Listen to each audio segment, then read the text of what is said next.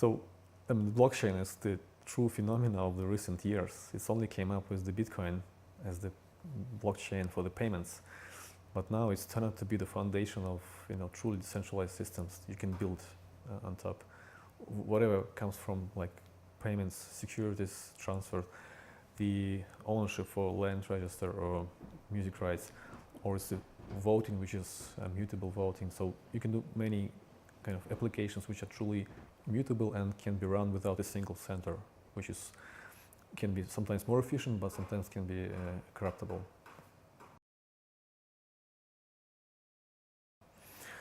It has a network of nodes which are different in sizes and different in, they all have different motivations. They don't have to be forced to be in the system, but they're there because they have some economic motives, like they receive bitcoins for mining, for validating transactions. All they participate as as a node to guide their kind of the integrity of the transactions for their self-interest. So, but they all comprise this network, which works like a single organism, which replicates all the log of transactions to create a single ledger, a single book, where they have a truth in this book, and this will be truth which is really immutable, based on the cryptography, but not on the human's kind of beliefs or the law.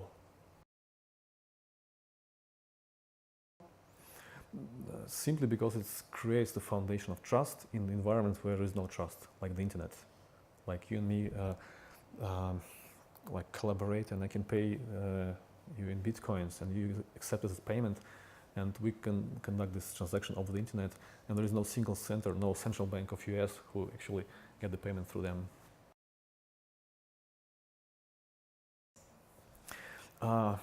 Finance is created like a multi-layered organism, which started from the banks as the intermediators, and then the more and more monitoring was delegated to them, and there are 50 types of intermediaries. If Alice trades with Bob on the financial market, they have all those layers: the brokers, the custodians of custodians, the custodians of custodians of custodians, the depositories, the clearing members. So, and those are a chain of probably like 20 to 30 intermediaries between the Alice and Bob. And these intermediaries, they all have their books, and they all try to reconcile their transactions to get it kind of happen.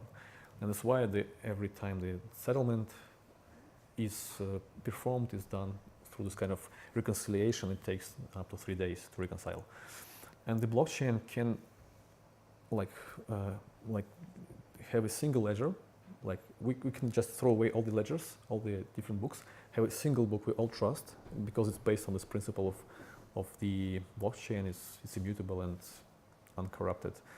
And on this single ledger we can transact and record the ownership and record our payments. And that's why it's revolutionized in a way. It's simplify the things dramatically. You can have a settlement in 10 minutes instead of like 3 days.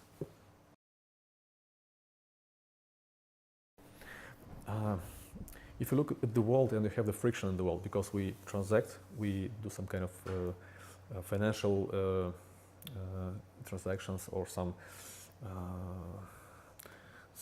contracts we have between companies and people between itself and we can dramatically increase the cost of this, the friction in the world, because it can be faster, cheaper, and less prone to errors and less prone to falsification. And somehow you just make the world spin faster and get the people get the contracts executed faster. What's wrong? Well, the system actually it works. I mean, somehow we can live with this financial system, and there are some externalities, some negative externalities. First of all, it's too concentrated. So for historical reasons, it concentrates into some centers which are really controlling the money supply, and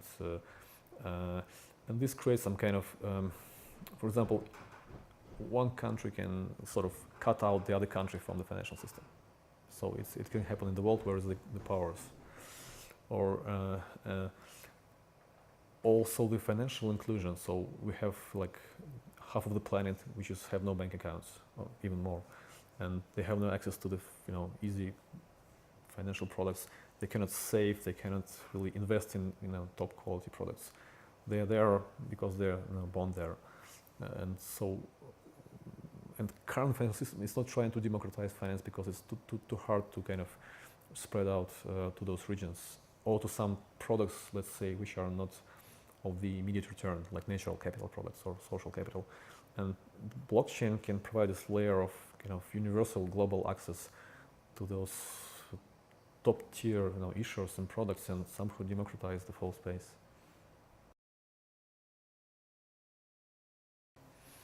Lykke is happiness in Scandinavian. It's word means happiness and luck, and the Lykke actually is a platform on top of the blockchain of many blockchains which we built to bridge the blockchains with the real world, to let people open their accounts at all these financial markets in the financial system, new financial system, and to pay to buy some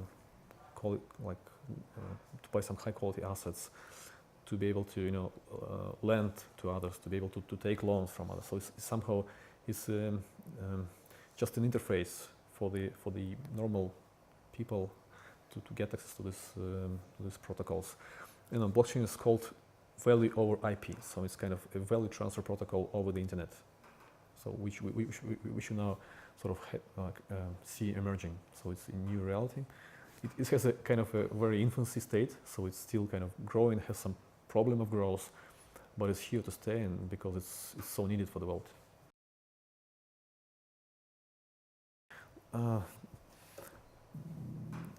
So to say, I mean, I was happy to meet Richard once in a while, and then actually the triggering point was that we launched an art project, science art project in Moscow, to build a computerized installation which will sonify the Bitcoin movement. So we decided and Bitcoin is a new phenomenon. Actually, it was there for some years, and it was a bit marginal. People use it for dark markets, or there was some scandals like Mountain Gox. So it was really kind of marginal story. But then behind it, people started to see that there is new technology which can provide a foundation for the new type of systems. And there was Ethereum also emerged, and they were talking about the Internet of Things, the economy of things. So people, I mean, not people, just also devices can talk to each other and can have contracts between each other. And but by that time I was somehow looking at this as kind of really cool stuff. And then we started this science art project in Moscow, and then we reached out to Richard if he wants to be an advisor to this art project which we built, and he said yes, he's happy. And then he was asked me if I want to be involved in building an Lykke. And it was kind of discovery for me. So yeah.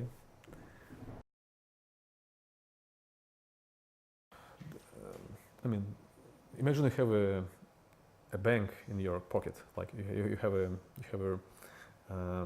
the access to this global network for financial transactions, and it's in your pocket, and you're in control of your assets. So it's not like you trust it to some intermediary, whatever it is, a bank or an exchange or some financial institution. You have it in your control, in your smartphone with your private key. And with this private key, you can sign your transaction to pay to send money to your relative or to a friend, or to pay to your contractor, or to buy the asset which you believe in, you believe in the mission of this company or this community, and that will kind of let you to participate and own this thing. Or you can, if you already have some portfolio, you can somehow, if you instantly need some liquidity, you can also use it to get some liquidity to spend. So it's many things you can do with a single wallet, which is just interface to the blockchain. So this is how the Lykke wallet works. So you have some friendly interface, and which gives a very powerful tool to pay, to invest, to lend, to own. So yes, as I said, I mean the value protocols are really kind of developing fast, and with this blockchain as a global service for keeping transaction, it can be really cheap to use them. So in a sense, you can create the financial transactions can be either zero commission or really cheap to conduct. And let's say you can in Lykke is zero commission, so you can send money, you can trade for free. Essentially, there is zero commission which is charged, and because the technology is so cheap, and we create a layer which is very efficient in terms of the costs, and I mean this just can leverage the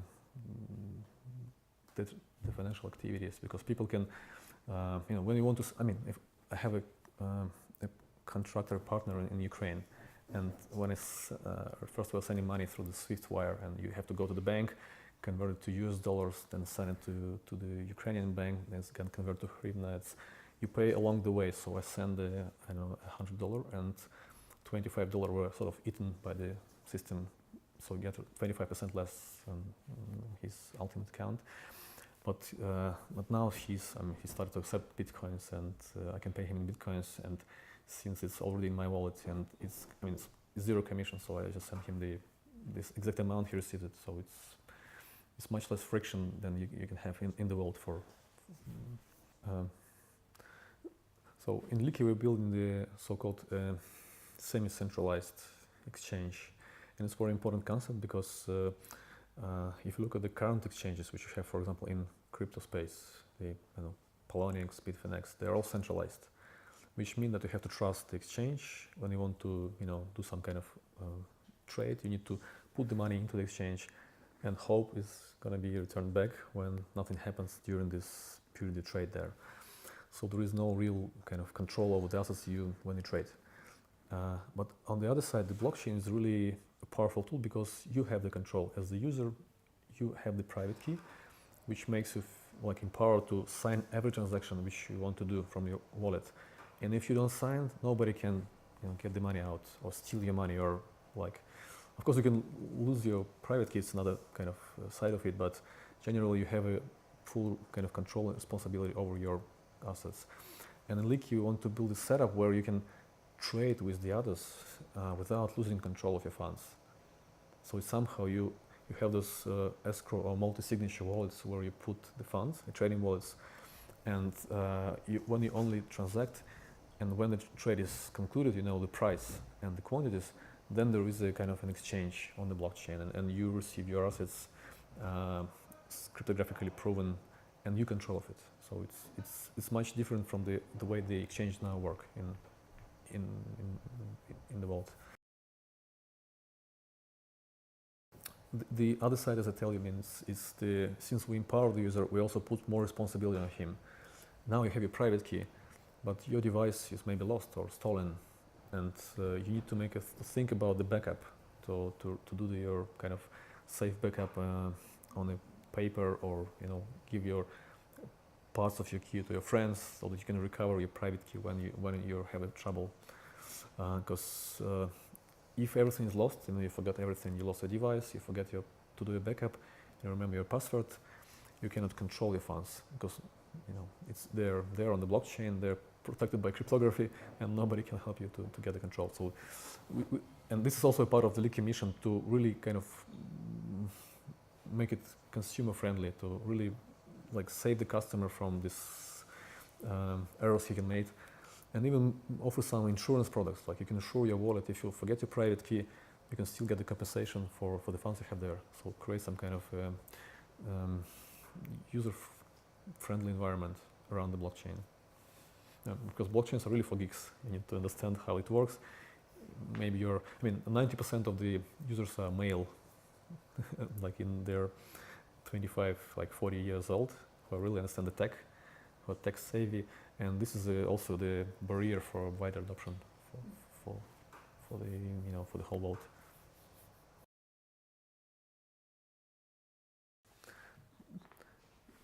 It's historically the FX was also the big part of the bank's business, and it is a big part of the bank's business, and the Visa and MasterCard. When you pay in one currency and you have another currency in your cards, you'll be always losing some substantial part due to these conversions. And Lykke, since it's a global platform, it wants to connect all those global currencies. to create the environment where the spreads are really minuscule, really tiny, like 1 basis point, 1 to 100th of a percent, and people don't lose money just by conversion it through the greedy system. And so since technology is efficient, you can be really lean to build this. That's what we want to create. Like, since we got this technology where you can securitize any asset or any claim so easily, and then you can have really a call for good projects or good, companies to come and to issue their products, issue their like either equity or some reward tokens or IP rights for music to issue them on the blockchain. And we create this kind of a mechanism called like accelerator. You can like send your idea, and we then can work together to kind of bring it to the world. So it's, of course, it's really a case by case is different. So it can be an idea of so we have now this interesting project in US where they make this 3D image of your body, so full body, including kind of mechanics of your bones. They can really digitize your full body to use it for your own computer games or in the movies. And they want to create a token which will reward people to donate a kind of DNA, like digital gene to this environment, and also get some kind of internal economy where they can spend those tokens. Another project is we want to help the company which is disseminating content, digital content from the producers to the end consumers, and to have some kind of nodes which will be incentivized to distribute the content on the internet, and to have some digital economy within those networks. So there are many really cool projects which can use blockchain as a kind of a layer to have internal economy, to power up the nodes, to incentivize them, and to have this token then also tradable for others who believe in these projects to participate.